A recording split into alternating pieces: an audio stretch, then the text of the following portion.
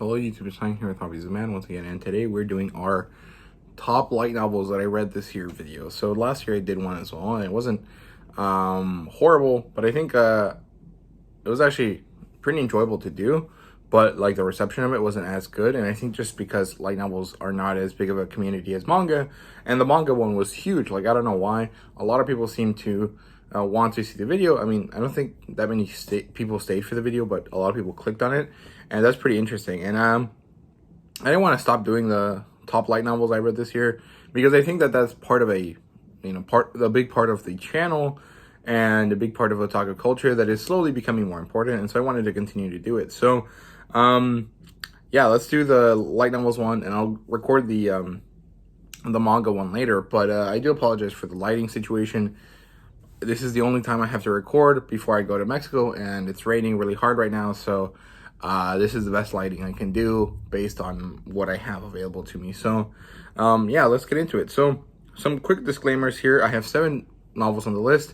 The video is the top 5. There's 2 honorable mentions, and the 5th spot and the 2 honorable mentions could at any moment, be in the other place, right? Like the 2 honorable mentions could be top 5 in the 5th slot, or the top 5 one that I mentioned right now could be in the honorable mentions, depending on the day you ask me about it.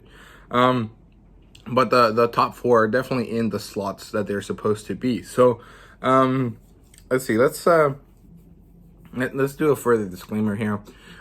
This isn't necessarily best on what's best written. It's about what best affected me, what I enjoyed the most. Sometimes I enjoy something because it's really well written. Sometimes I enjoy something because it's really funny. Sometimes I enjoy something because I just like the world building, and I don't really like my feelings, and the way I rate things and the way I think about them doesn't necessarily have to do with good technical writing skills. It has to do with enjoyment first and foremost. And so that might be why some things are not as high on the list compared to others, or why some things made it on the list even if they're objectively worse than some of the stuff that I read before. So yeah, with all of that out of the way, let's get into it. So this year was a pretty good reading year for me. I read 19 different types of light novel series. So I read 24 books total. So out of those 24 books, most of them were volume 1s that related to those 19 series. Some of them were books that I continued from last year. So I think I read a lot more last year than I did this year. But last year there was a lot more availability in terms of light novels, because J Novel Club had a thing during the early days of COVID where they just gave you free books for a while.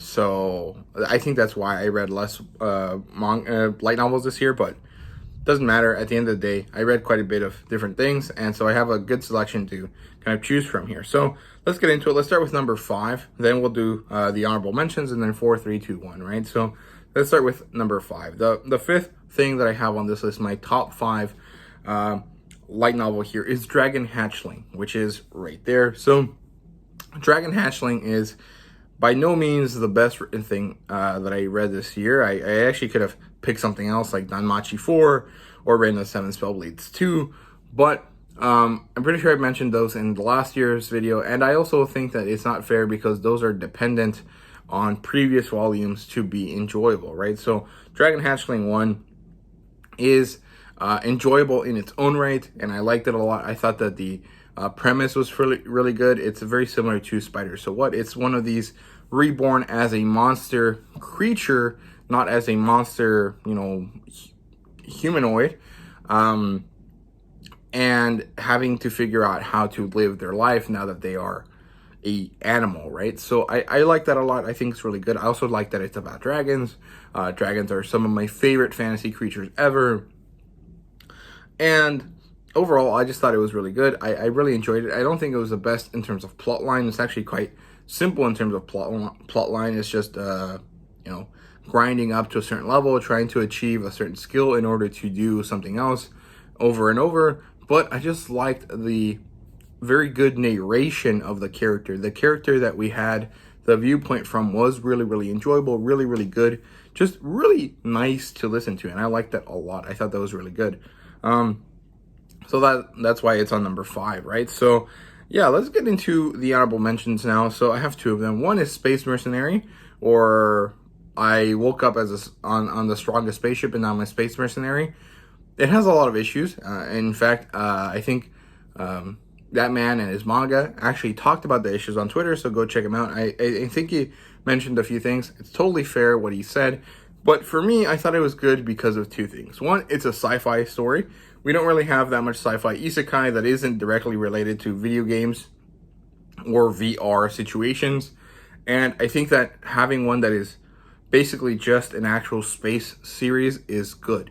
So that's why, that's the main reason why it's on the list. The other thing is that I think that it was fun. Like, I enjoyed it. I thought that the aesthetic of it was good. I liked the world building of it.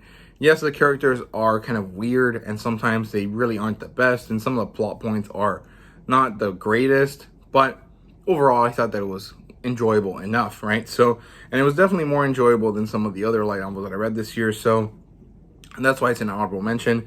It basically is about this guy that wakes up in the video game world that he played, but now it's the real world, like in a lot of isekai, and now he has this very powerful ship, and he is a space mercenary, and now he basically has to go and do space mercenary things, and it's actually quite fun. And the other honorable mention that I have here is Division Maneuvers, Volumes 1 and 2, the full series. And this one is because it was actually surprisingly enjoyable. After reading it, it comes off really sleazy early on because you look at the covers, you look at the illustrations, and you think it's going to be just a ridiculous fan service action series. And it is, but it also has a very nice kind of wholesome romance aspect to it. A very interesting kind of like relationship and character development for the characters within the 2 volumes. So it's actually pretty good, well done. I actually really liked it. I thought it was a lot more enjoyable than I was expecting. And I think that that's mostly why it managed to get into this list here. So basically what it's about, it's essentially this this Earth world that has been invaded by these ancient alien type things, very similar to Ender's Game. And now there's these kids that have to be military people, and they wear these kind of like fighter jet pilot armor kind of things. And they're not really mechas, but they're more like power armor things. And they have to fight with these, aliens, right? We get this Ender's Game moment where there's this kid that happens to be way better than everyone else. And now he's paired up with this girl who is like the girl on the cover of Division Maneuver. And they manage to kind of do what needs to be done, and it's actually very, very enjoyable. I think I liked it quite a bit. So yeah, those are the honorable mentions. Let's get into spot number 4 here. So Dungeon Buster, this one was a surprise. I was not expecting it to be that good. I actually really liked it. Again, this is one of those where there's a bit of dissonance between what's in the book and the art style. The art style of the illustrations is actually very, very raunchy. It's actually very, very good, but it doesn't really match the tone of the book, and that's a little bit odd. But once you get over that, and once you get into the book, you actually really enjoy it. It starts off pretty grindy. There's this guy that is like a businessman. He finds a dungeon, and now he decides that his duty as a human is to make sure that this dungeon system doesn't end the world. And so now he creates a company and kind of develops a business around taking down these dungeons in order to speed up the process of defeating these dungeons so that the world doesn't end. And I thought it was really, really good, really enjoyable. It's kind of a different take on this kind of dungeon busting kind of thing, and I liked it quite a lot. I thought it was really, really good. It was a surprise, but a welcome one to be sure. And I really just enjoyed the characterization and the world building and just the plot line, really, because it's just ridiculous that this guy would be like, yes, let's privatize this and make a business out of it. And I thought that was really good, really enjoyable there. So yeah, now let's move on to number 3 here. So my number 3 spot is Spider So What. Now this one is very similar to Dragon Hatchling, but I think it's a lot more popular. And I think the reason why is because Kumoko, the spider girl in Spider So What, is so enjoyable to listen to. She's snarky, she's kind of a little bit insane, she's ridiculous, and she's so fun. And I really liked it a lot. I thought it was really good. There was such good sarcasm and kind of irony to the way she had to deal with things and the way she said things. and overall just really, really enjoyable. It was really, really good. So basically, this girl and her whole class get reincarnated into this other world. She happens to kind of get the bad end of the stick, yeah, I think that's the expression. And she ends up being a spider, right? And now she's a spider in this dungeon, and she has to grow into a larger spider and try to eventually become powerful enough that she can communicate with other people and stuff like that. And overall, we see her just kind of struggling immensely all the time and having to use her wits and her intelligence in order to defeat these larger, more powerful monsters. And I thought it was really, really good. Very nicely done. The best part is definitely Komoko's kind of witty, acerbic personality. So I like that a lot. Now let's look at number 2 here. So Solo Leveling. This one was a surprise because it's from Korea.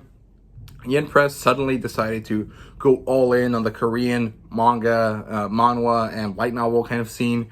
And they're doing really good with it. And Solo Leveling was a perfect first choice for a Korean light novel because it's so, so good. It's very familiar. If you like anything isekai-esque, you'll kind of understand what's going on here. There's these portals that opened up on our world. Now, a lot of people are getting these special powers.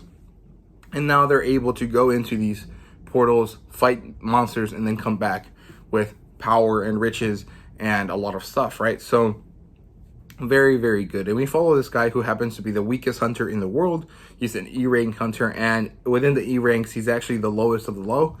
And through some weird situation, he happens to be reborn again in like his world as a different type of level. And now he's the only person that can level up his stats as he goes on, where everyone else is stuck wherever they first came up. And it's so, so, so good. It's very enjoyable. It's a huge grind for sure, but it's just really interesting. It's very cool. The kind of mentality of the character is very interesting, very, maybe not in depth, but very interesting to just listen to and hear and see how he's doing. And the kind of visceral harshness of these monster fights are actually really, really good. So overall, I really liked it a lot. I think Yen Press did a great job with licensing this one, and I hope that we can get more Korean light novels, because from what I've seen, a lot of them are quite good. So we'll see how it goes. But Solo Leveling was really, really good. Now let's get into number 1 here. This one was actually one of the first light novels that I read this year, and it's Goblin Slayer Volume 1. Now, holy crap, the Goblin Slayer is so, so good. And there's a few reasons why I loved it so much. One, it's basically epic fantasy in like a very clear way. Yes, it's basically a D&D world, but it doesn't matter because it's a very interesting D&D world. We get to see there's this kind of meta element here of these gods that are playing with these creatures, with these people by throwing dice that we get to mention. And of course, that's the D&D players. And then the story is written from the perspective of the characters that are basically the player characters, right? But they are not aware that they're being played by other people, right? And it's overall very, very interesting. And I love the kind of depth of emotion and trauma of Goblin Slayer, like the character. I also really like the young priestess, or the maiden, whatever her name is. I really like her relationship with Goblin Slayer. I think it's very good. Cowgirl is a great character. The world building is really interesting. Elf Archer, and the lizard priest and the dwarf are all very, very cool characters. Overall, just really, really enjoyed it. I thought it was really visceral and dark, and it's basically as close as you get to epic, grim, dark fantasy in Japanese light novels, and I loved it. I thought it was so, so good, so enjoyable. I loved how much connection and meaningful relationship you develop with these characters, even though they lack most of the general kind of characteristics of a person. They don't have a name, they don't have very human, normal things in the case of Goblin Slayer, and yet you can still kind of understand and appreciate them as individuals. And I think it's just the work of the writer being really, really good. So overall, I think that was my favorite one, and I hope that you guys liked Goblin Slayer if you read it this year. So yeah, that's basically it for me. I hope you guys enjoyed the video, and if you did, please leave a like, subscribe, and comment down below. Let me know what you thought. Thank you guys very much for watching. I really do appreciate it, and please let me know down below what you guys would rate your top 5 light novels for the year. Let me know down in the comments. I'm really excited to see what you guys say, and let me know if you agree with any of my placements on these light novels that I mentioned this video. So yeah, thank you guys very much for watching. See you guys later.